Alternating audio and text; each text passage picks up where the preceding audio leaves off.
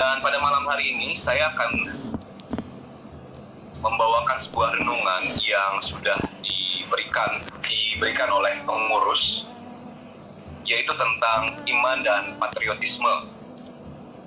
Jadi teman-teman pemuda Kristen Gemibem yang terkasih, pada malam hari ini kita akan belajar bersama tentang suatu tema, yaitu iman dan patriotisme. Jadi ini adalah tema yang sudah diberikan kepada saya untuk saya bawakan, untuk kita renungkan pada malam hari ini.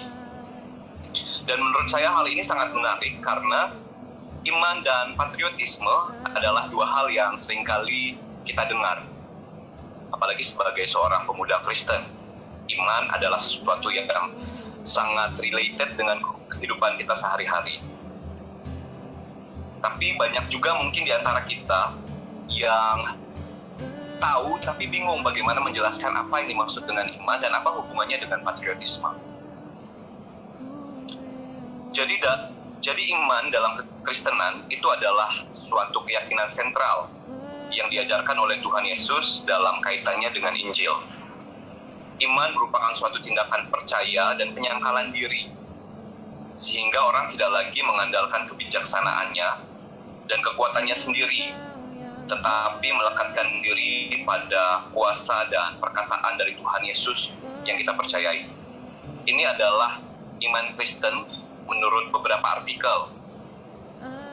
Sedangkan dalam deklarasi bersama tentang doktrin pembenaran pada tahun 1999, sejarah teologi Kristen mengikuti rumusan Biblika dalam Ibrani pasal 11 ayat 1, di mana dasar dari segala sesuatu yang kita harapkan dan bukti dari segala sesuatu yang kita tidak lihat itu adalah iman menurut orang Kristen. Kemudian yang kedua, tentang patriotisme. Kalau ngomongin masalah patriotisme, apalagi bulan Agustus, ini adalah sesuatu yang sangat sering kita dengar. Nah, apa itu patriotisme? Patriotisme, kalau menurut Kamus Besar Bahasa Indonesia, itu adalah sikap seseorang yang bersedia mengorbankan segala-galanya untuk kejayaan dan kemakmuran tanah airnya. Berarti ini adalah semangat cinta tanah air. Jadi, patriotisme kebangsaan itu adalah sikap bela negara, serta sikap mempertahankan kesatuan dan keutuhan sebuah bangsa atau kebangsaan. Artinya, patriotisme kebangsaan adalah sikap rela berkorban untuk mempertahankan kesatuan dan keutuhan bangsa. Kalau misalnya saya jelaskan lebih panjang, patriotisme itu adalah sesuatu yang sangat penting dan sangat berdampak untuk suatu bangsa. Karena dengan sikap inilah akan tumbuh di dalam hati setiap individu rasa memiliki terhadap tanah airnya atau terhadap bangsanya. Kalau misalnya hal ini sudah tumbuh subur di dalam hati kita, maka ini akan berbuah rasa peduli. Jika rasa peduli sudah bersemayam dalam hati, maka pengorbanan jiwa raga dan keberadaan hati. Jadi apakah ada hubungannya antara iman dengan patriotisme? Kalau kita perhatikan secara sekilas, keduanya itu memiliki persamaan. Saya melihat persamaannya itu ada di suatu hal yang tidak tampak oleh mata, tapi bisa kita rasakan di dalam hati.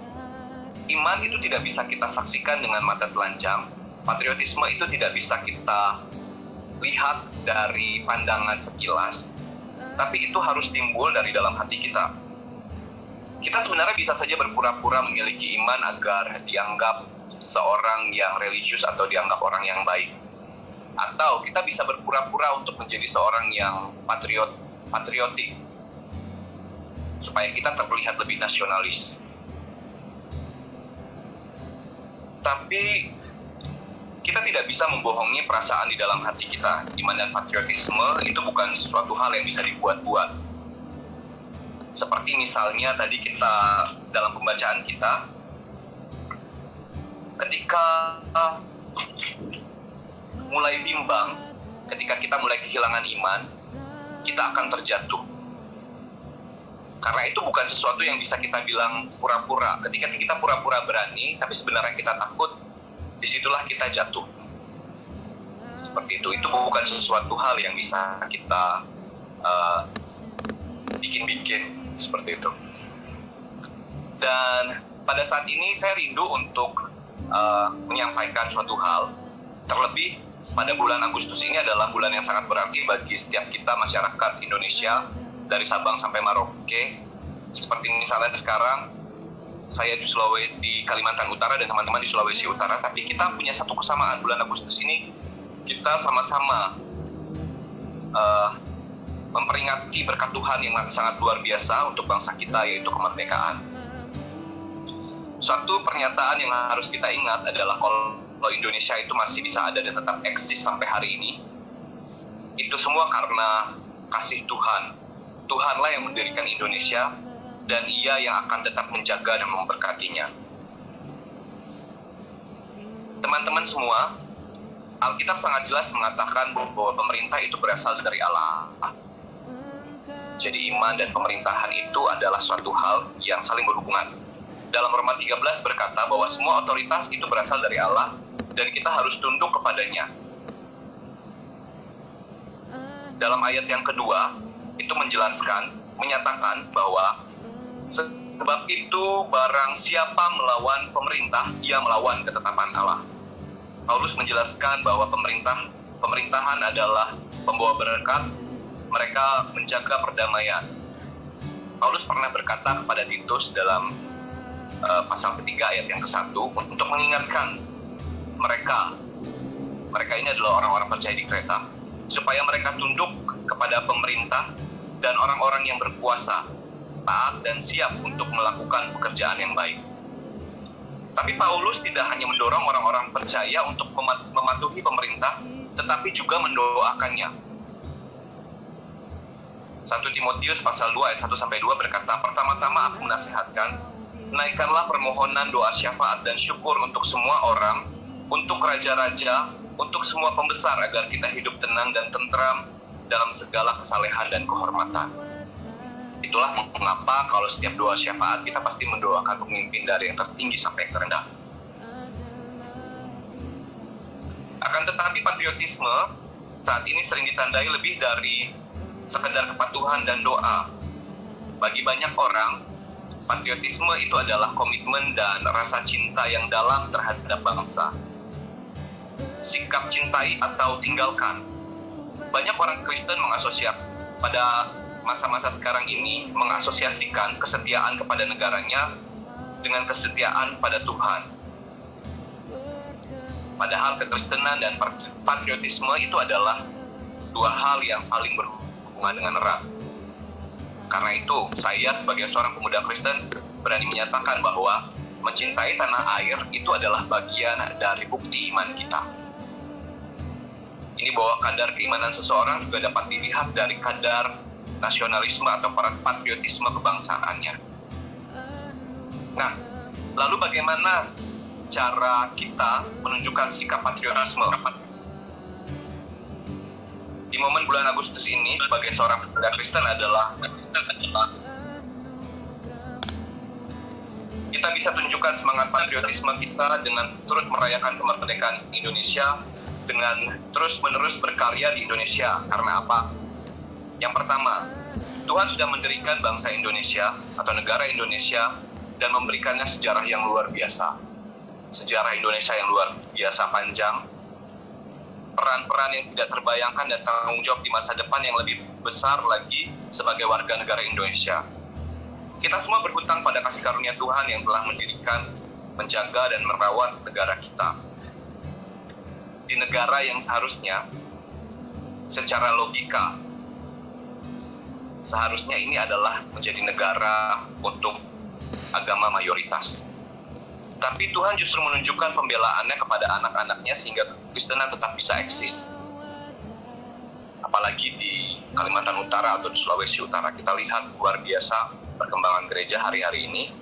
Bahkan di hari-hari ini banyak hamba Tuhan yang mengakui bahwa kekristenan di Indonesia menjadi sangat berdampak bagi dunia, terutama melalui restorasi atau pemulihan doa puji-pujian. Saya pernah eh, lihat di suatu video bagaimana seorang pastor David Yonggi Cho dari Korea Selatan pernah berkata pada tahun 2001 di Surabaya. Jadi ini sebenarnya sudah cukup lama, bahwa kaki Dian ini sudah berpindah dari Korea Selatan menuju ke Indonesia. Tuhan memberikan kemerdekaan agar Indonesia dapat melakukan semua yang menjadi rencana besarnya bagi dunia. Kalau kita baca dalam 1 Petrus pasal 2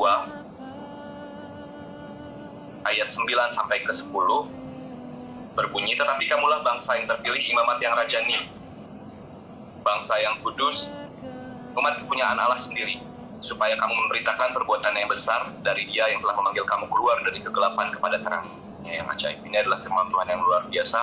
Tuhan memberikan kemerdekaan kepada Indonesia agar kita bisa menjadi saksi atas perbuatan yang ajaib bagi bangsa kita. Kemudian yang kedua, sebagai seorang pemuda Kristen, kita perlu memahami bahwa Tuhan adalah pemilik kuasa dan otoritas atas tanah air dan pemerintah negara kita. Sebagaimana telah kita baca, kalau misalnya kita pelajari sejarah bangsa ini lahir karena Tuhan memiliki kendali atas tanah, atas bangsa, atas negara ini. Dan saya percaya, dan kita semua yakin dan percaya, bahwa Tuhan masih melakukannya dan terus memberikan kepada kita sejarah dan perjalanan bangsa yang luar biasa. Kita merayakan kemerdekaan sebagai ungkapan syukur pada Tuhan. Dan atas fakta ini, di bulan Agustus ini, sebagai anak-anak Tuhan, kita perlu bangkit dan berdoa sebagai wujud dari iman dan nasionalisme kita.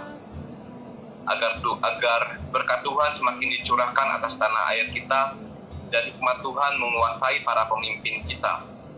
1 Timotius pasal 2 ayat 1 sampai ke 3 berkata, pertama-tama aku menasihatkan, naikkanlah permohonan, doa syafaat, ucapan syukur untuk semua orang, untuk raja-raja, untuk semua pembesar, agar kita dapat hidup tenang dan tentram dalam segala kesalehan dan kehormatan.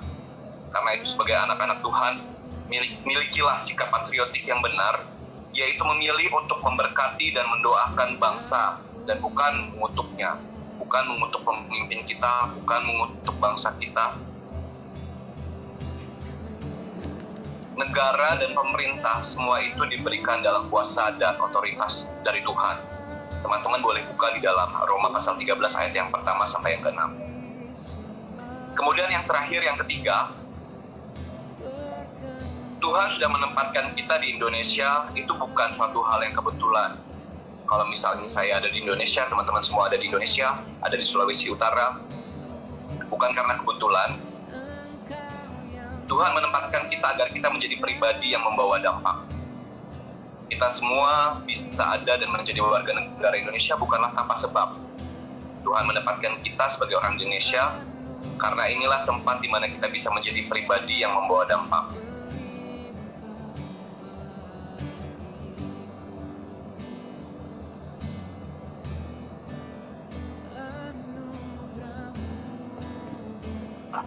Dimana jalan hidup Anda pun membawa kita menjadi pribadi yang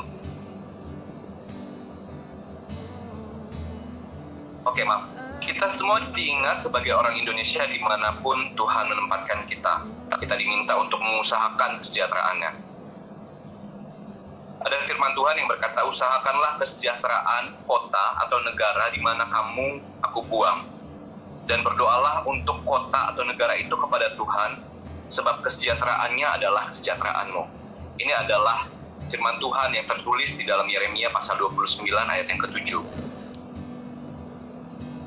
Lalu ujian apakah kita layak atau tidak untuk menjadi warga kerajaan Allah yang kekal itu adalah, apakah kita saat di dunia telah menjadi warga negara yang dapat dipercaya, dibanggakan dan berdampak. Kita harus terus bekerja, berkarya dan berdampak untuk Indonesia. Karena itulah yang Tuhan minta. Dan Tuhan sudah mempercayakan itu kepada kita. Karena itu sangat baik jika kita semakin aktif untuk membangun komunitas-komunitas seperti ini yang sudah kita lakukan pada malam hari ini.